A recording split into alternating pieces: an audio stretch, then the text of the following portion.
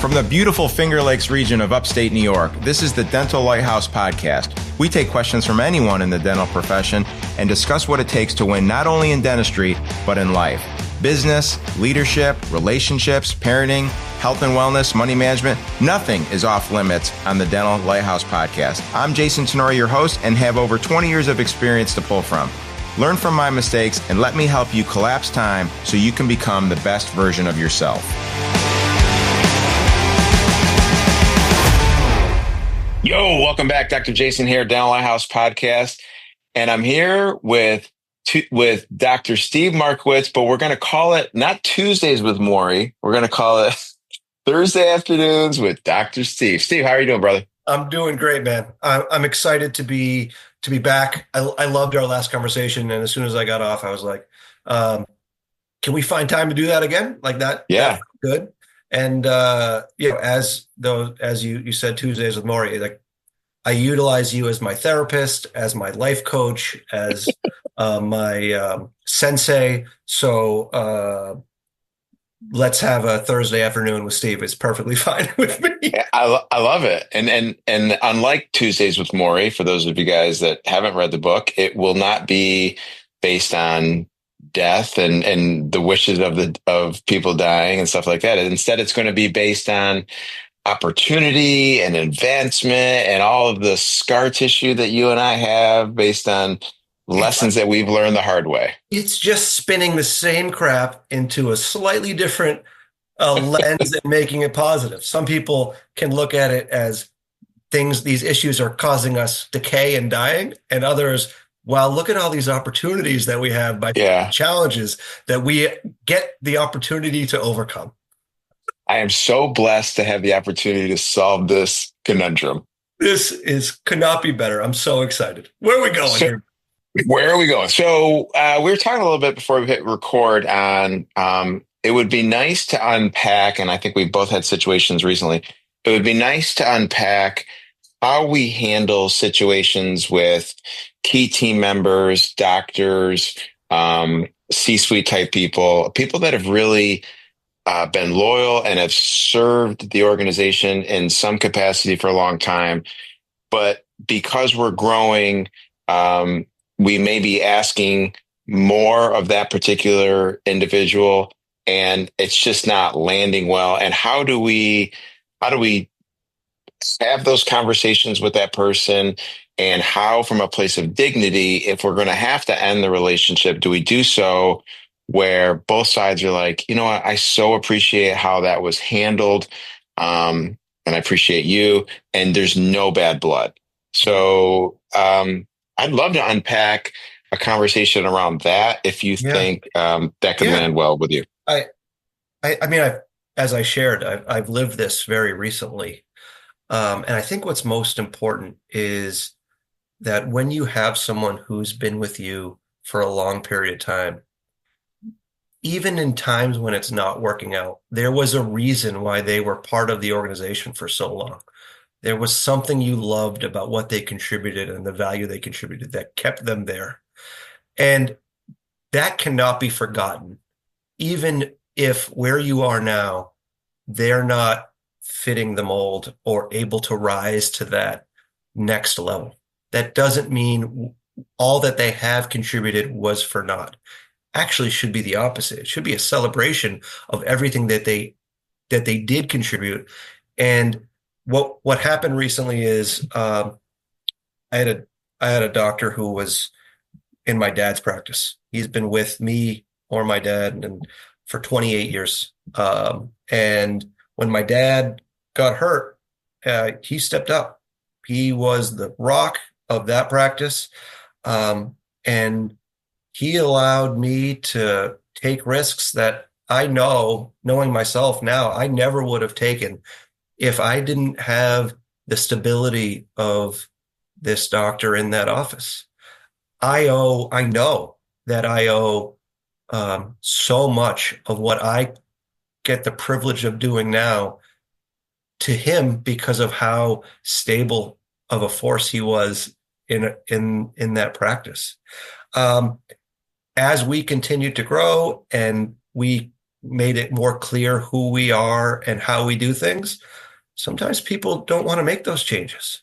And I had to have those conversations month for the past 6 months, almost every other week, if not more at some points. And then at some point, you get to a point and it's like, this isn't working. And I think what allowed me to feel really proud, it was like bittersweet. So a couple weeks ago, he came to me and he said, I'm ready for my next adventure.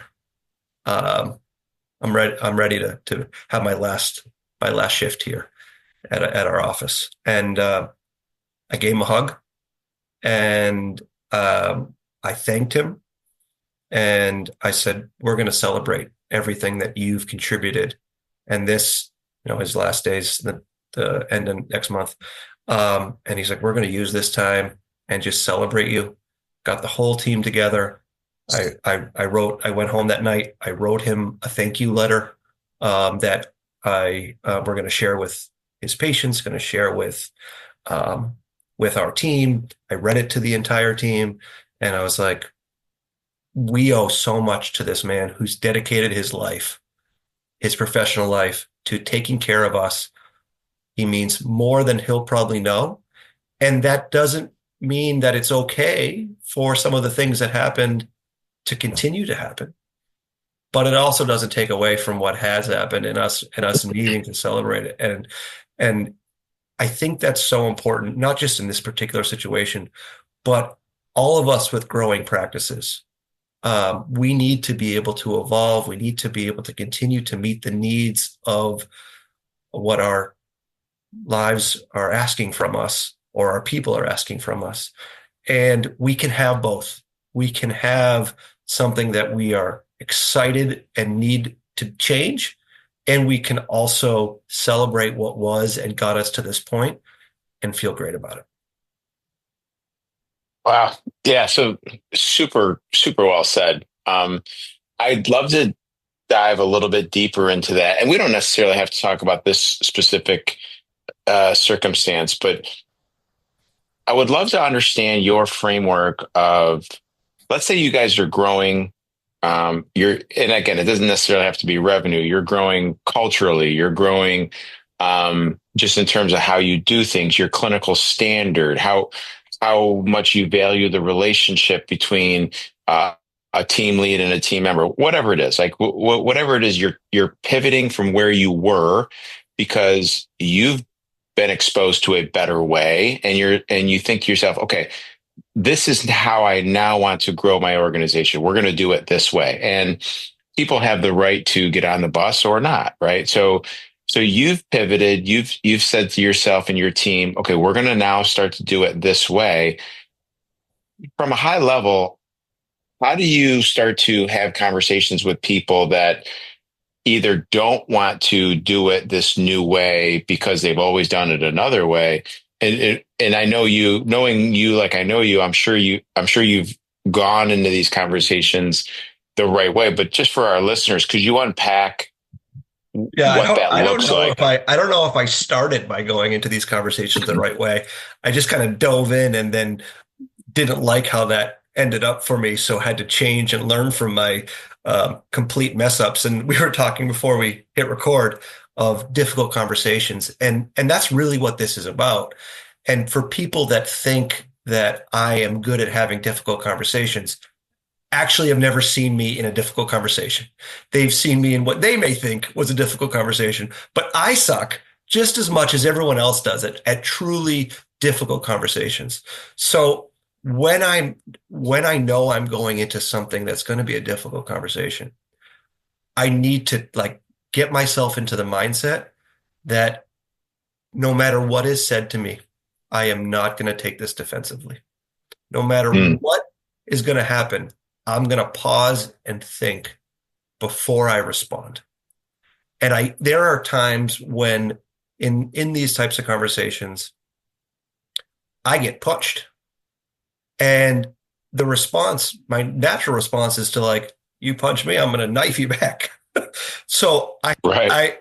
when I feel that punch, there will be times in the conversation, and this has been learned, that I will literally pull my chair back, take the blow, and sit there and just say, thank you for sharing that. And just pause, gather my thoughts, not respond until I've had time to really digest what I want to say.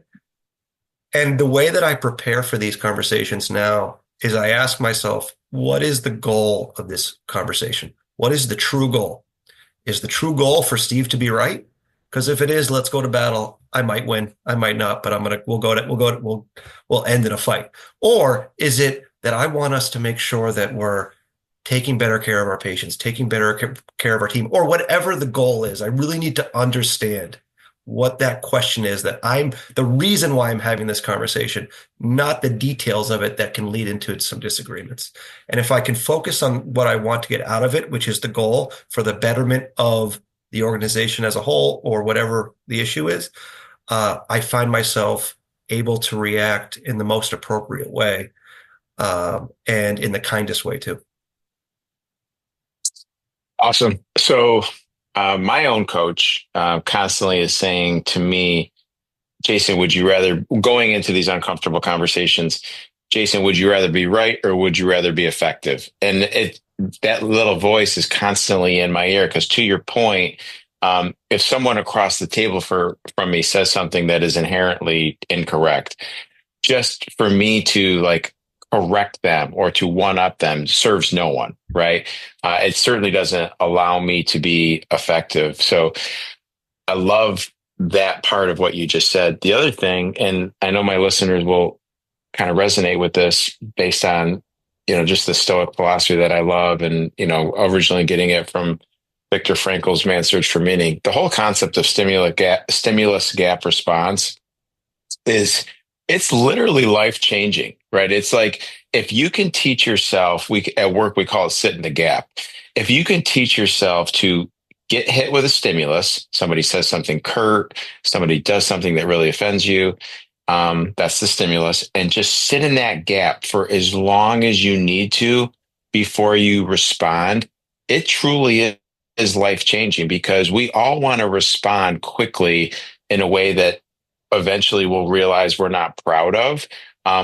And it takes a lot to walk back on some of these responses if you don't sit in the gap.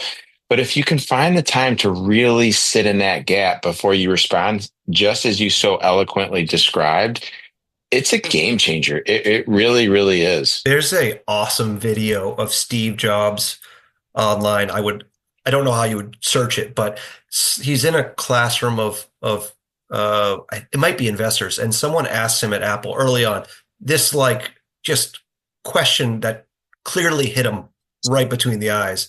And I think it was about, like, why are you doing such a crappy job at Apple, or whatever it was. And in the video, he took a minute and 18-second pause before he answered. And then he gave this kind, eloquent response. And that length of time of just sitting there must have felt like an eternity No in question. in that room, and also in his head. But what came of it was not anything defensive.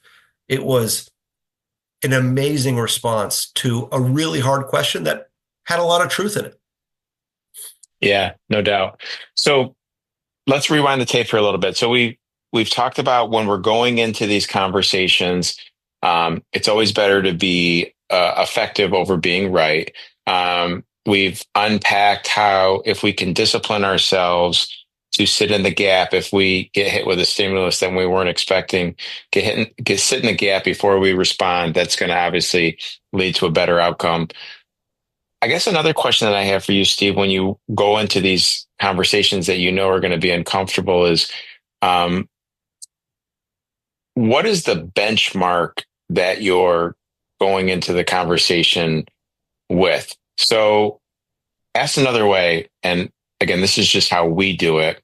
At the end of the day, when I'm having a conversation with someone and it's going to be about their performance, for lack of a better term, I'm really only looking at two things: their fit as, from a core value perspective, so how they behave, and are they meeting the standards of the roles and responsibilities of the seat that they're in. Because I think everything else is bullshit. Like at the end of the day, they're either missing the mark from a behavioral core values perspective, or they're missing the mark from a um, doing the job that they're supposed to do, the standard Yeah. that you have set. Yeah. So, can you unpack that a little bit when you're having these conversations? Yeah, I think it's really hard. What I thought about as you were asking that question is when people are core values fits, it is so hard to see incremental growth from the task side.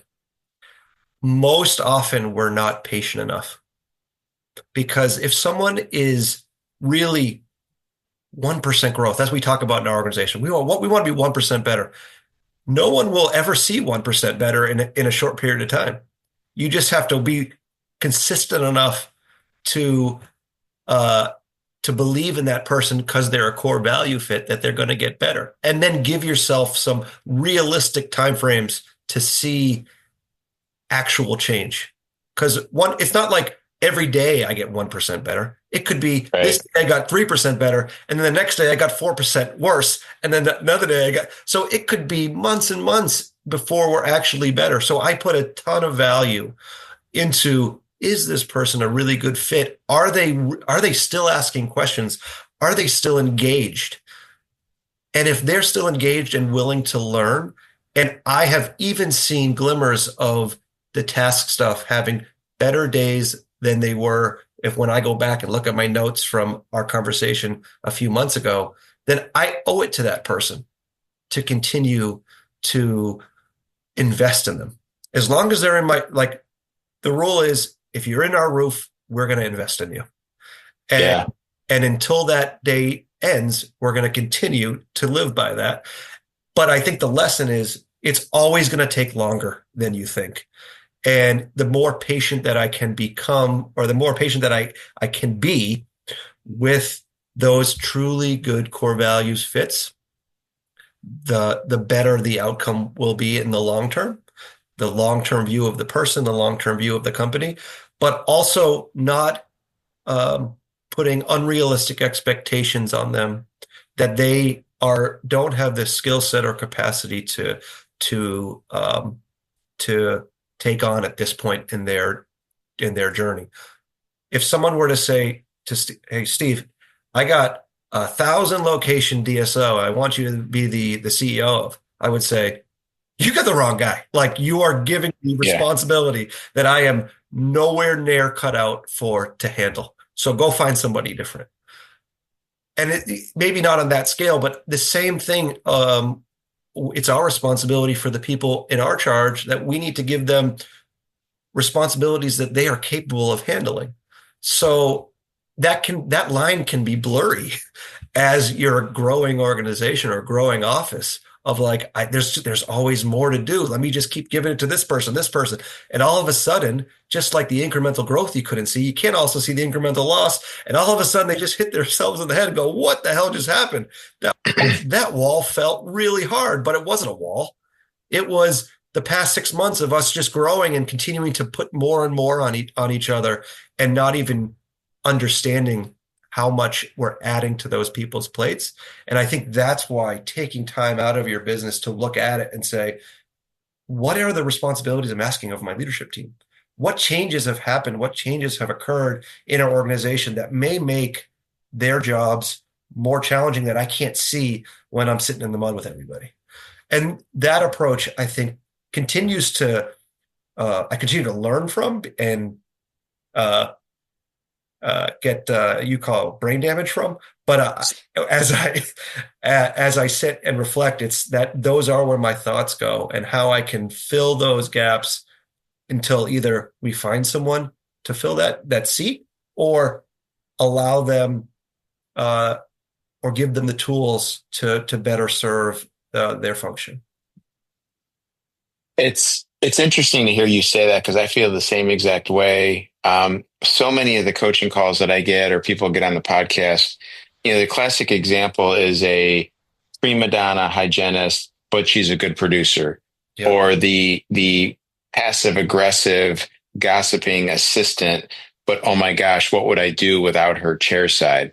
Yep. And to the point you just unpacked, you and I were certainly at positions in our career earlier on where we were so fearful of losing that productive hygienist or that amazing assistant that we would sweep the core value stuff under the rug. Nowadays, it's so much easier for me to have a conversation if someone's not a core value fit because I've experienced firsthand what having those people on the team long term can do to the culture, the morale, and then ultimately the revenue and the profitability.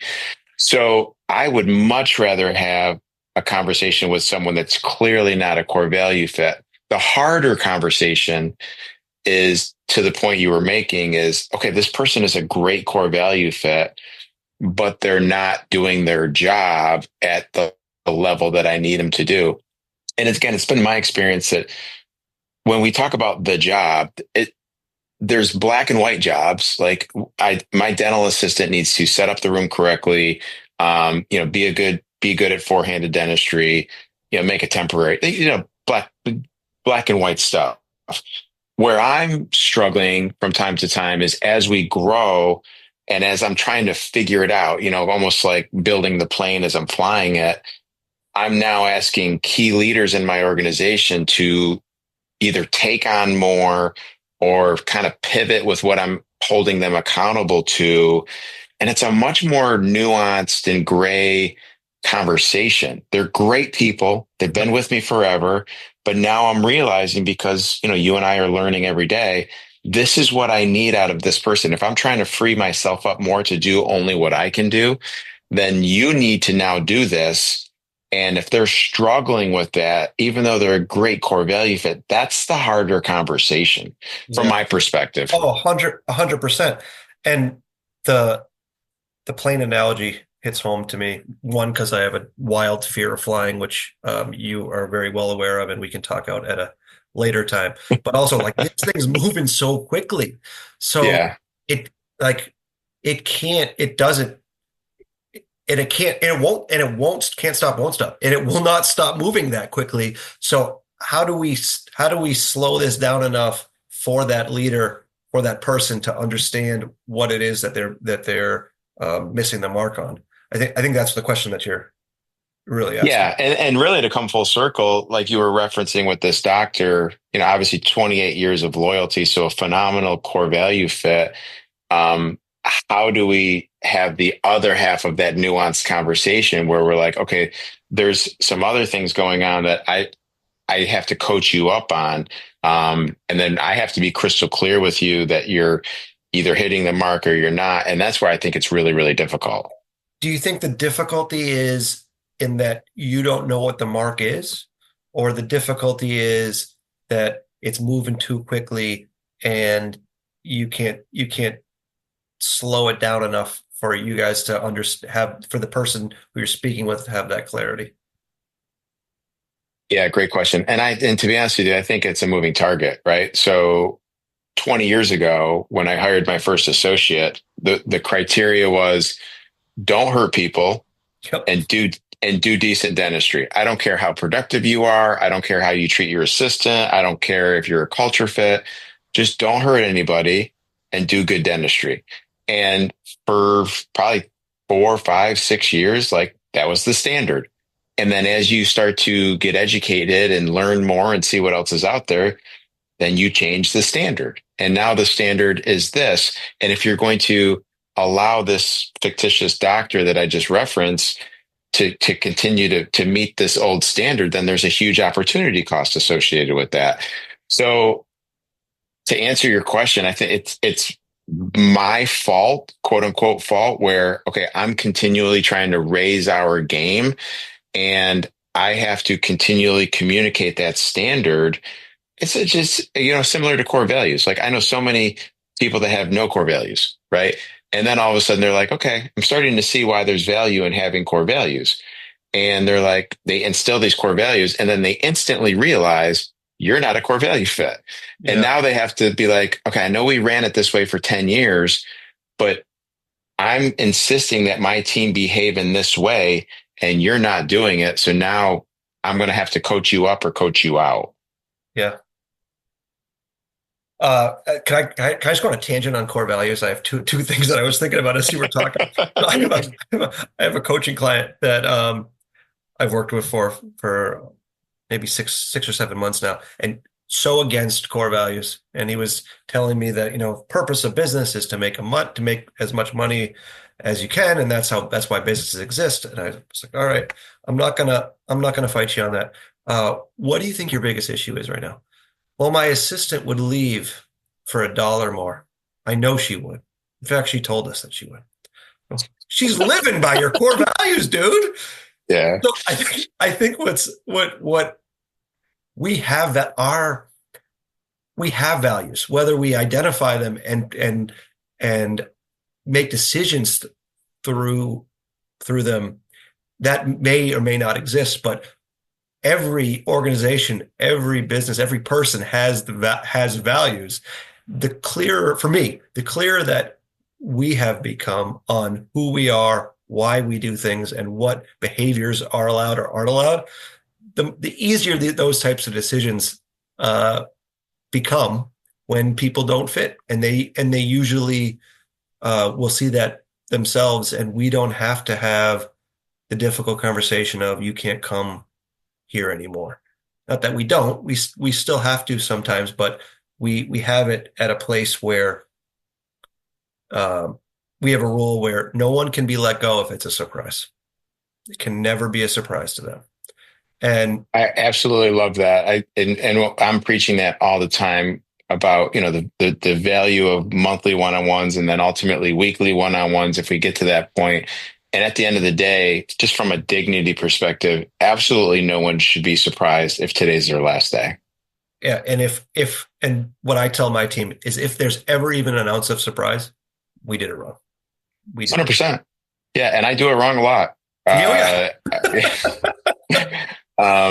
Yeah, and it's, I'm constantly telling the team we either win or we learn. Either way, there should be value from it. But you're 100% right. And everything that you just unpacked with this client and the core value, along the same lines, the other side is we all have systems in place, right? It's just a matter of whatever current system we have in place is getting us to the result that we have. If we're not happy with that result, then we might want to consider changing the system. But when you neglect an emphasis on core values, when you neglect doing one-on-ones, when you neglect being honest with people and letting them know how they're doing, that's your system. And it's just leading to the result that you currently have. So if you don't love it, then maybe consider changing the system. Awesome. All right, brother. Good talk. Deep breath, man. Again, Tuesdays with yeah, Maury always leaves you breathless. Tuesdays with more. So I love, again, and we said this on the last call. I just love how we kind of start somewhere and it just kind of snakes its way into something else or morphs its way into something else. And I love that. I feel like there's a lot of value in that. There's no like boundaries on what we're going to talk about, stuff like that. So Yeah, I appreciate you and of course, appreciate you man. being here. Always. I think what's so cool is that both of us feel comfortable enough and open enough just to share all the failures. And Yeah. even today, where I'm sure you get people reaching out to you all the time. How is it, Jason? How does it feel to be so awesome? And you're saying like, no, I have the same crap as everybody else. Let me just Yeah. show you how not perfect I am and how not perfect what we have is. The fact that you're willing to share that so openly, I think, is a testament to your leadership, and I'm just happy to get to share my little bit when I get to talk to you On Thursdays with Steve-O. on Thursdays with Steve-O. The number one thing I do when people call me up and they say, how did you end up?